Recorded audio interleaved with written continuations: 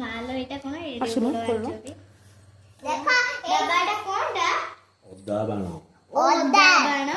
ଅଦା ବାଣ କେମିତି ଗୋଟେ ଫୁଟେଇଲ? ଘର ଭିତରେ ବାହାରକୁ ଚାଲ ଫୁଟେଇବା। ଆଉ କଣ ଆଣିଛ?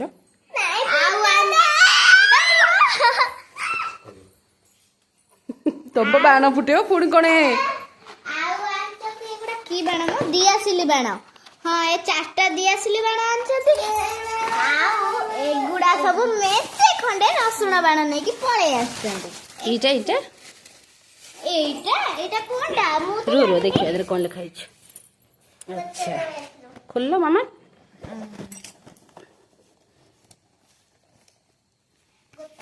ଆକୁ ଖୋଲିବି।